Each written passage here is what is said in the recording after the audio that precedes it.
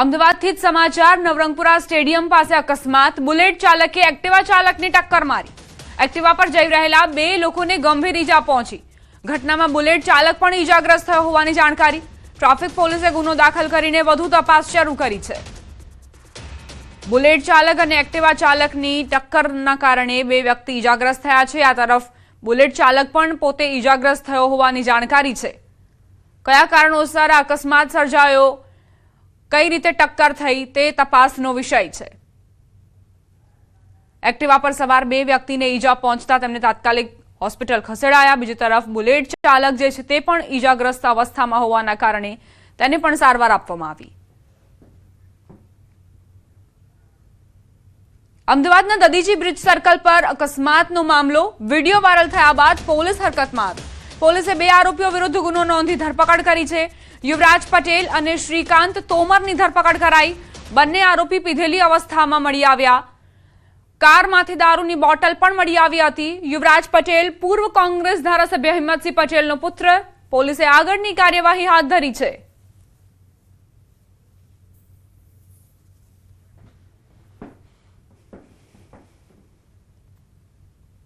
હવે આગળ વાત પ્રદીપની પાપલીલા વિશે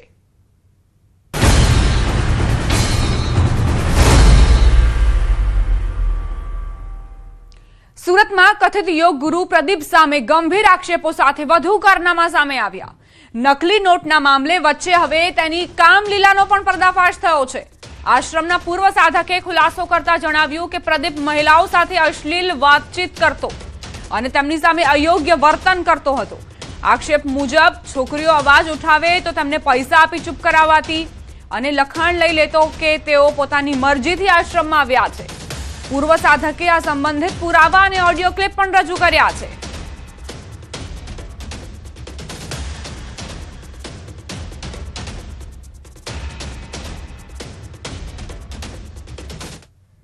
પ્રદીપ સહિત 7 લોકોની ધરપકડ કરી હતી જે હાલ રિમાન્ડ અંતર્ગત છે તો એક પૂર્વ સાધક છે એમની સાથે વાતો કરવાનો પ્રયાસ કરીશું જે પ્રદીપ યોગ ગુરુ જે કથિત યોગ ગુરુ છે અને કેટલા વર્ષો પહેલાં તમે એને મળ્યા હતા કેટલા વર્ષ કામ કર્યું શું એના પુરાવાઓ આપણી પાસે છે શું કહેશો આ એક તો યોગ ગુરુ છે જ નહીં આ ઠગ ગુરુ છે મહાઠગ ગુરુ છે હું એમની સાથે સંસ્થામાં 2015માં જોડાણેલો છું જેમ જેમ એની નજીક હું આવતો ગયો પ્રદીપજીની અને એમ મને ખ્યાલ આવતો ગયો કે આ જે છે છોકરીઓનો એસી કરવાવાળો માણસ છે અલગ અલગ છોકરીઓને સાથે રાતે 12 વાગ્યાથી સવારના 5 વાગ્યા સુધી વોટ્સઅપ સેટિંગમાં વાત કરતો અને જે તે ટાઈમે અમુક છોકરીઓ સાથે ફિક્સ સેટિંગમાં વાત કરી અને અમુક જગ્યાએ મળવા તે બોલાવતો અને રાતે 12 વાગ્યા પછી અમુક છોકરીઓને કાંઈ એને પ્રોબ્લેમ છે એમ કરીને તારી તપાસ કરવાની છે રાતે આશ્રમમાં ત્યાં સંસ્થામાં રાતે પણ રોકાણ પણ ત્યાં છોકરીઓ કરતા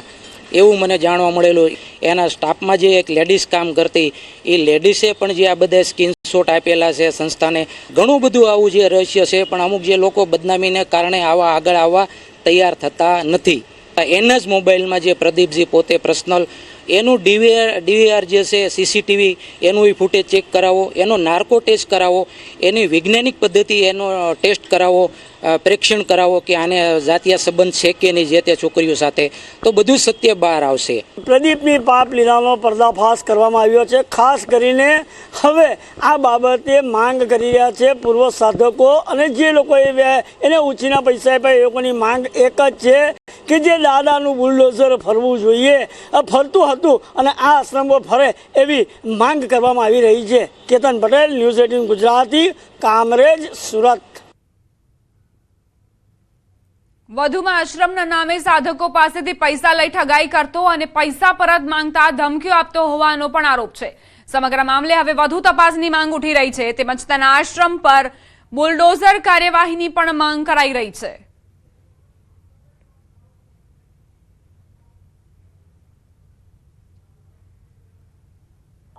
લાખો રૂપિયા કરોડો રૂપિયાનો આવે લાખો રૂપિયા કરોડો રૂપિયાનો ન આવે તો કઈ નહીં પણ જે થોડા ઘણા આવતા હોય થોડા ઘણા કોકને દેતા જાવ તો સારું પડે ને જયારે પ્લોટ વેચાશે ત્યારે પેમેન્ટ મળશે અને તમારે ઉતાર હોય તો પ્લોટ નો કટકો લઈ જાય પ્લોટ નો કટકો એવી રીતની આપણે બોલી કરીને અમે આપ્યા છે પૈસા તમારી તાકાત હોય ને તો તે કઢાવી દો આવીને અહીંયા એવી તાકાતની જયારે વાત પ્લોટ નથી વેચાશે ને આપણે. ત્યારે જ પૈસા મળશે. એ સિવાય ફોન આવ્યો તો ફોન કટ કરી નાખીશ. તમારે જે થાય એ કરી લેવાની છૂટી છે. એમ ફોન કટ હા કરવાની હા, વાત જે થાય એ નથી. કરી લેવાની છૂટી છે. અમે પ્લોટ વેચાશે ત્યારે રૂપિયા મળશે તમને. આમની ઘણી વાર પ્રેમથી તમને વાતચીત કરેલી છે આમની પહેલા પણ. તારીખ 8/3/18 ગુરુવાર સમય બપોરે 4:05 શ્રી સત્યમ યોગ સંસ્થામાં સુરત ખાતે છેલ્લા 4 વર્ષથી સંસ્થાએ નક્કી કરેલ પગાર ધોરણે નોકરી કરું છું. હું જિલ્લા ન્યાયાધીશ તેમજ સંસ્થાના તમામ સાધકોને જાણ કરું છું કે શ્રી સત્યમ યોગ સંસ્થાના જે ઇન્ક્વાયરી નંબર, ગુરુજીના પર્સનલ ફોટા તેમજ પર્સનલ વોટ્સએપ ચેટ જે ટીટોડી ગ્રુપનું છે તે મારી બહેનોને આ શેર કરેલ ઇમેજથી સંસ્થાની કોઈ પણ બદનામી થશે તો તેની સંપૂર્ણ જવાબદારી મારી પોતાની રહેશે. આ લખાણ હું સાવધ અવસ્થામાં બિનકેફે ધાક ધમકી વગર હોશપૂર્વક સ્વસ્થ મનથી લખી આપું છું અને મારી સહી કરી આપેલ છે.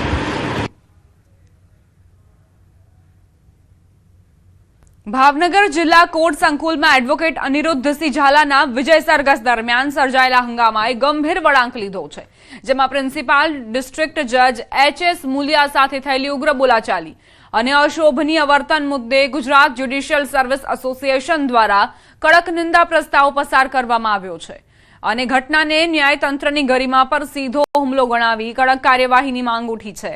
નોંધનીય છે કે ગુજરાત બાર કાઉન્સિલની ચૂંટણીમાં સતત ત્રીજી વખત વિજેતા બનેલા જાણીતા એડવોકેટ અનિરુદ્ધસિંહ ઝાલાનું વિજય સરઘસ કાઢવામાં આવ્યું હતું.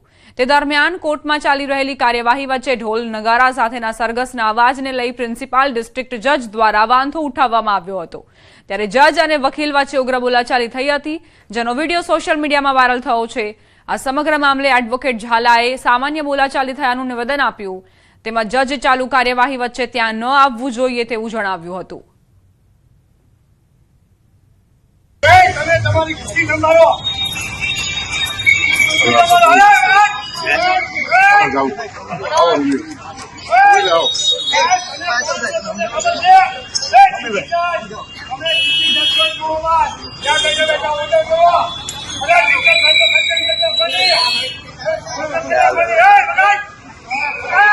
આવી કીધું કે તમારે ઢોલ નગારા બંધ કરો. તે માટે મેં કીધું સાહેબ અમારે 5 મિનિટનો ઉત્સવ છે, પછી બંધ કરી દઈશું. એવી રીતે સામાન્ય અમારી બે વચ્ચે વાતચીત થઈ હતી. વિશેષ કાંઈ જો કોઈ બનાવ બન્યો નથી. ન હોવાય કેમ કે કોર્ટ ચાલુ હતી, કંઈક સાક્ષી કંઈક બોક્સમાં હતા એવું મેં સાંભળ્યું અને જજ સાહેબ રોડ ઉપર અમારા વિજય સર્કલ સુધી આવ્યા એટલે મેં એમને કીધું કે સાહેબ તમારે અહીંયા ન હોવાય. સ્થાનિક સ્વરાજની ચૂંટણીને લઈ ભાજપ એક્શનમાં પ્રદેશ ભાજપની કોર કમિટીની બેઠક મળી. સીએમ નિવાસસ્થાને આ બેઠક મળી. પ્રદેશ પ્રમુખ Jagdish Vishwakarma, CM, deputy CM સહિતના સભ્યો હાજર રહ્યા. કોર કમિટીની રચના બાદ પહેલી બેઠક મળી છે. સ્થાનિક સ્વરાજની ચૂંટણીઓ સંદર્ભે ચર્ચા કરવામાં આવી.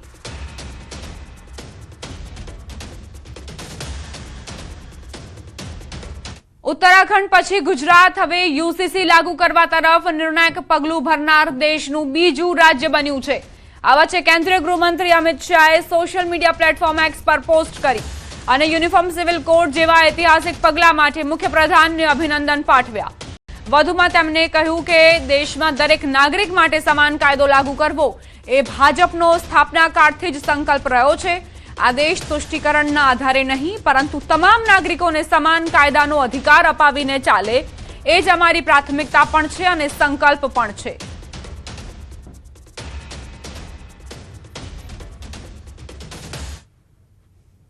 ગુજરાત વિધાનસભામાં યુસીસી બિલ પાસ થવાના નિર્ણયને વડતાલ મંદિરના સત્સંગ મહાસભાના પ્રમુખ નૌતમ સ્વામીએ ઐતિહાસિક ગણાવ્યો.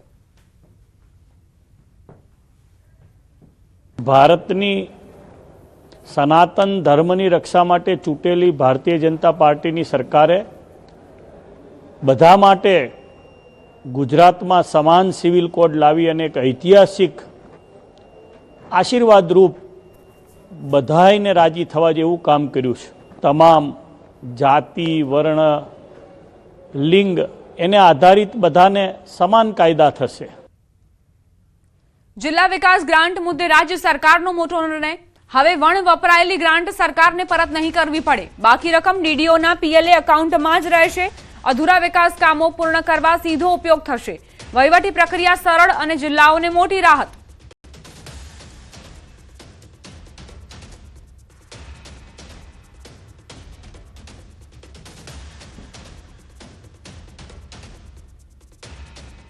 હવે આગળ વાત માવઠાની.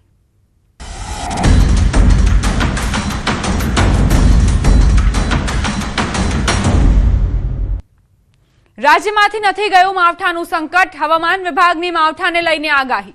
29 અને 30 માર્ચે કમોસમી વરસાદની આગાહી કરાઈ છે. રાજ્યમાં વેસ્ટર્ન ડિસ્ટર્બન્સની અસર રહેશે. 29 માર્ચે બનાસકાંઠા, કચ્છમાં કમોસમી વરસાદની આગાહી. 30 માર્ચ કચ્છ, બનાસકાંઠા, પાટણ, સાબરકાંઠા, અરવલ્લી, મહીસાગર, દાહોદમાં આગાહી કરાઈ છે. 25 થી 28 માર્ચ રાજ્યમાં ગરમીની અસર રહેશે. રાજ્યમાં તાપમાનનો પારો 38 ડિગ્રી રહેવાની શક્યતા. પવનોની દિશા બદલાતા ગરમીની અસર રહેશે.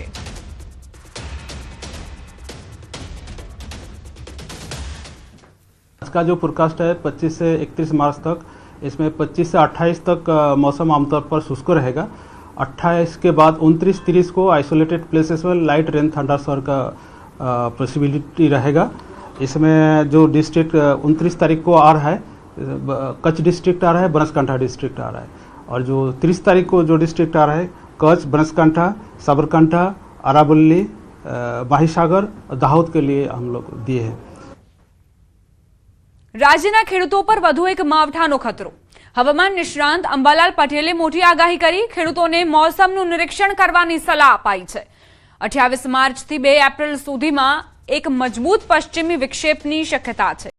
ઉત્તર ભારતમાં હિમવર્ષા અને ગાજવીજ સાથે વરસાદ વરસી શકે છે. રાજસ્થાન અને ગુજરાતના ભાગોમાં અસર જોવા મળશે.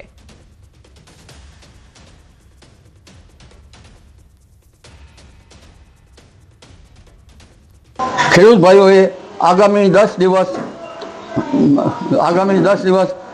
મોસમનું નિરીક્ષણ કરતા રહેવું જરૂરી છે. કારણ કે એક પછી એક વેસ્ટર્ન ડિસ્ટર્બન્સ, ક્યાંક તો વાદળ તો ક્યાંક વાયુ અને શક્યતા રહે છે. પરંતુ તારીખ 28મી માર્ચથી 2 એપ્રિલ સુધીમાં એક મજબૂત પશ્ચિમ વિક્ષેપ આપતા તેના કારણે દેશના ઉત્તરીય પર્વતીય પ્રદેશોમાં બરફવર્ષા થવાની શક્યતા છે. અને ઉત્તર ભારતના કેટલાક ભાગમાં સખ્ત પવનના તોફાનો અને ગાજવીજ સાથે વરસાદ થવાની શક્યતા છે. ત્યાંની અસર રાજસ્થાનના સંલગ્ન ગુજરાતના ભાગોમાં પણ થવાની શક્યતા છે. જેમાં મહેસાણાના, પાટણના કેટલાક ભાગો, આ ઉપરાંત સાબરકાંઠાના ભાગો, અરવલ્લીના ભાગોમાં અને બનાસકાંઠાના ભાગોમાં લગભગ અનસિઝનલ વરસાદ થવાની શક્યતા છે. કમોસમી વરસાદ અને લગભગ મધ્ય ગુજરાતના ભાગો, કચ્છના ભાગો, તેમજ પશ્ચિમ સૌરાષ્ટ્રના ભાગો, સૌરાષ્ટ્રના અન્ય ભાગોમાં પણ હવામાનમાં પલટો આવશે અને વરસાદ થવાની શક્યતા રહેશે. દક્ષિણ ગુજરાતનું હવામાન પલટાઈ શકે છે. ગુજરાતમાં 40 થી 55 કિલોમીટરની ગતિએ પવનો ફૂંકાઈ શકે છે. દક્ષિણ ગુજરાતનું હવામાન પણ પલટાશે, પરંતુ દેશના ઘણા ભાગમાં 60 થી 70 કિલોમીટરના પ્રતિ કલાકના પવનો ફૂંકાશે. જ્યારે રાજ્યના ભાગમાં લગભગ 40 કિલોમીટર કે તેથી ઉપર, ક્યાંક 50-55 કિલોમીટરની ઝડપના પવન ફૂંકાવાની શક્યતા છે. ખેડૂતોના ઊભા પાક પણ ખરી જવાની શક્યતા. 8 થી 12 એપ્રિલમાં બીજો એક પશ્ચિમી વિક્ષેપ આવી શકે છે. પવનના કારણે હજુ ઊભા કૃષિ પાકો હોય તો તેમાં પડી જવાની શક્યતા પણ રહેતી હોય છે. એટલે એક પછી એક આ પશ્ચિમ વિક્ષેપના કારણે હવે હવામાનમાં પલટો આવશે. 8 થી 12માં પણ એક બીજો મજબૂત પશ્ચિમ વિક્ષેપ આવશે. જરૂરી છે કે પવનની ગતિ જે છે એ વધારે રહેશે અને કેટલાક ભાગમાં વધુ વરસાદ થઈ શકે, કેટલાક ભાગમાં ઓછો વરસાદ થઈ શકે. હવે એ સમજીએ કે આખરે ક્યાં ક્યાં માવઠાની આગાહી કરવામાં આવી છે, કયા એવા જિલ્લાઓ છે કે જ્યાંના ખેડૂતોને સાવચેતી રાખવી પડશે. તો આપ જુઓ, સાબરકાંઠા, અરવલ્લી, મહેસાણા, પાટણ, ગાંધીનગર, અમદાવાદ આ એવા જિલ્લાઓ છે કે જ્યાં શક્યતા છે કે વરસાદ વરસી શકે છે. કચ્છ, જામનગર, દેવભૂમિ, દ્વારકા, પોરબંદર, ગીર સોમનાથ, સુરત, નવસારી, નર્મદા, તાપી આ એવા જિલ્લાઓ છે કે જ્યાં વરસાદની આગાહી કરવામાં આવી છે. બની શકે કે એપ્રિલમાં વારંવાર આ માવઠાના કારણે ખેડૂતોને પાક પોતાનો બચાવવા માટે પ્રયત્નો કરવા પડે.